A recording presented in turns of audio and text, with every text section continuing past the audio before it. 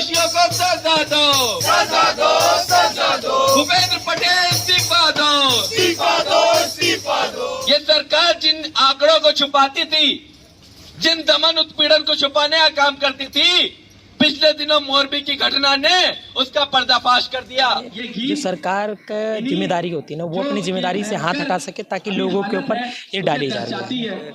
या फिर कोई और भी न्यूज़ चैनल जो यही बता रहा हो कि लोगों की गलती है, असल में तो जो जिनको ठेका दिया गया या फिर जो प्रशासन की गलती है पूरी तरह। तो देखिए, गोदी मीडिया तो है सबको, अब तो पता ही है कि वो उनको तो उन्हीं की चापलूसी चाकरी करनी है। वो तो सब गोद में बैठी हुई है सरकार की मीडिया, तो उनसे तो कुछ उम्मीद नहीं कर सकते कि वो कुछ सच दिखाएंगे भी। मैं इस समय जंतर मंतर पर हूँ, जहाँ मोरबी को लेकर एक प्रोटेस्ट कॉल किया गया। मैं फिर कह रहा हूँ, भारत में डेमोक्रेसी की जड़ें गहरी है और देश दुनिया में ऐसा नहीं है कि लोग डरे हुए हैं, सहमे हुए हैं। तमाम गलत चीजों के खिलाफ लोग छात्र जो है वो सड़कों पर आ रहे हैं। मोरबी के दोषियों को सजा दो, सजा दो, सजा दो, मोरबी के दोषियों को सजा दो, सजा दो, सजा दो, मोरबी के दोषियों को सजा दो, सजा दो, सजा दो, भूपेंद्र पटेल इस्तीफा दो, इस्तीफा दो, इस्तीफा दो, भूपेंद्र पटेल इस्तीफा दो, इस्तीफा दो, इस्तीफा दो, दोषियों को सजा दो, सजा दो, सजा दो, पीड़ितों को न्याय दो, न्याय दो, न्याय दो, गुजरात सरकार मुर्दाबाद, मुर्दाबाद, मुर्दाबाद, गुजरात सरकार मुर्दाबाद, मुर्दाबाद, मुर्दाबाद, गुजरात सरकार होश में आओ, होश में आओ, होश में आओ, मोदी सरकार होश में आओ, होश में आओ, होश में आओ, मोदी सरकार होश में आओ, होश में आओ, होश में आओ, भूपेंद्र पटेल इस्तीफा दो, इस्तीफा दो, इस्तीफा दो, भूपेंद्र पटेल इस्तीफा दो, इस्तीफा दो, इस्तीफा दो, मोरबी के दोषियों को सजा दो, सजा दो, सजा दो, मोरबी के दोषियों को सजा दो। सजा दो, सजा दो। साथियों, आज हम लोग यहाँ इकट्ठा हुए हैं उस भयानक दर्दनाक घटना के खिलाफ जो मोरबी में पिछले कुछ दिनों पहले घटी।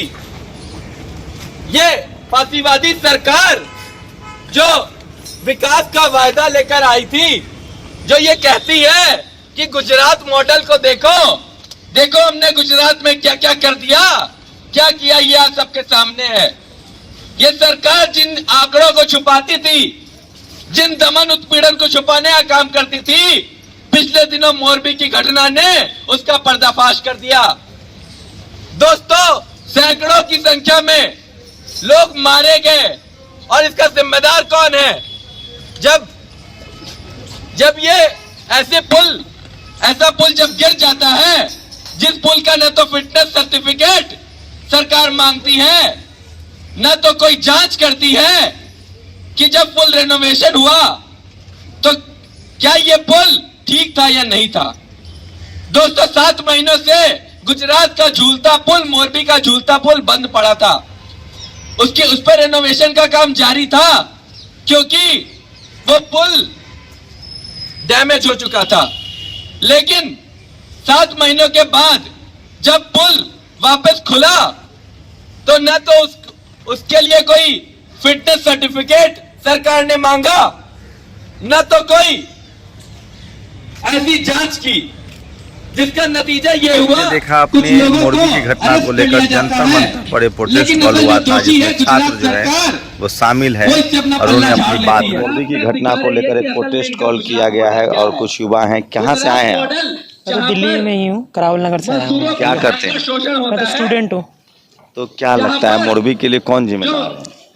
मोरबी के लिए तो सीधा सीधा सरकार ही जिम्मेदार है ना, क्योंकि जिस तरह के आंकड़े आ रहे हैं, है ना, जिस तरह से घटनाओं को पता चल रहा है कि कोई फिटनेस सर्टिफिकेट नहीं है ना, और जो पुल खोला जा रहा है वहाँ पर टिकट भी है ना। सरकार को पता है कि वहाँ पर कितनी लिमिटेशन है, कितने लोग जा सकते हैं, वहाँ पर प्रशासन को सब पता है। लेकिन वहाँ पर इतने संख्या से ज़्यादा लोग जाना, ये तो सरकार की वो निगरानी की दिक्कत है ना, ये तो सरकार की दिक्कत है। टीवी अखबार वाला तो कह रहा है जनता की गलती है, खुद जा चलिए।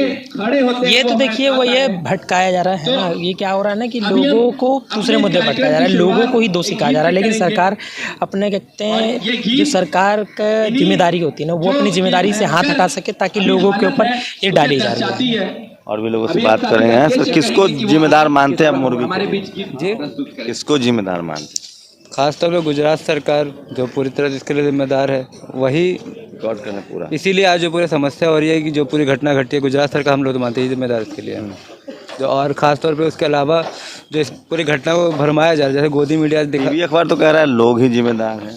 तो कहेगा ही ना, क्योंकि उनको अपने सरकार की चाकरी करनी है। आज के समय में सरकार उनको पैसा दे रही है बताने के लिए कि लोगों को जिम्मेदार बताए, चाहे वो सुधीर चौधरी हो जो कहे कि लोग खुद जाके सेल्फी ले रहे थे पुल पे, या फिर कोई और भी न्यूज़ चैनल जो यही बता रहा हो कि लोगों की गलती है। असल में तो जो जिनको ठेका दिया गया या फिर जो प्रशासन की गलती है पूरी तरह, तो सच्चाई तो यही है।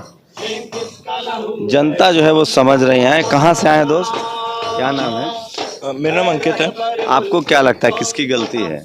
देखिए तो सरकार की ही गलती है बिल्कुल, जो कि रेनोवेट हुआ, मतलब पुल तो पहले डैमेज तो हुआ ही, उसके बाद जब रेनोवेट हुआ 7 महीनों के लिए रेनोवेट भी हुआ, उसके बाद भी उसकी जांच नहीं की गई। जांच करना सब तो कह रहा है पब्लिक की गलती है। देखिए गोदी मीडिया तो है, सबको अब तो पता ही है कि वो उनको तो उन्हीं की चापलूसी चाकरी करनी है। वो तो सब गोद में बैठी हुई है सरकार की मीडिया, तो उनसे तो कुछ उम्मीद नहीं कर सकते कि वो कुछ सच दिखाएंगे भी। लोगों को जिम्मेदार तो ठहरा दिया जाता, लेकिन असल तो वो है ना जिन्होंने पुल बनाया, जिन्होंने उसके में से पैसा काट के।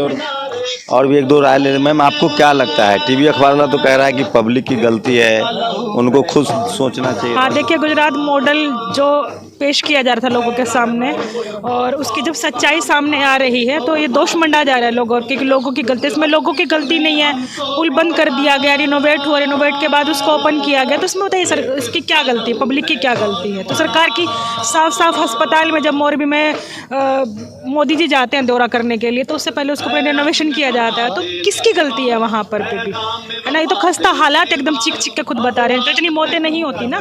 सोचिए, लोग भले कम आए हो प्रदर्शन करने, लेकिन ये छात्र हैं। सवाल वही है कि आप कल्पना कीजिए कि यही किसी और राज्य में होता तो मीडिया की क्या हालत होती। लेकिन सोचिए, आज एक रिपोर्ट आई है कि 2 करोड़ का टेंडर था रख रखाव के लिए, 12 लाख रुपए मात्र खर्च किए गए थे। लेकिन मैं फिर कह रहा हूँ, भारत में डेमोक्रेसी की जड़ें गहरी है, और धीरे धीरे लोग जो हैं, पढ़े लिखे लोग हैं, वो गलत सही समझ रहे हैं, और इसलिए सरकार की जोर है, आरएसएस की जोर है कि लोगों को पढ़ने लिखने ही न दिया जाए। ये सब रिपोर्ट बहुत ज़रूरी है। कोई टीवी अखबार आपको नहीं दिखाएगा, क्योंकि इसमें हिंदू मुस्लिम नहीं है। ऐसी रिपोर्ट आपके लिए ज़रूरी है कि नहीं है, आप अपनी प्रतिक्रिया ज़रूर दीजिए।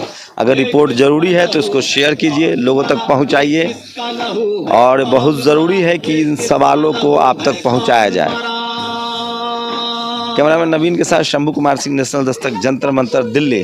नेशनल दस्तक की आपसे गुजारिश है कि अगर इसको बचाना चाहते हैं तो नेशनल दस्तक को सब्सक्राइब करने के लिए रेड कलर के सब्सक्राइब बटन को दबाएं, फिर बेल आइकन की घंटी दबाएं।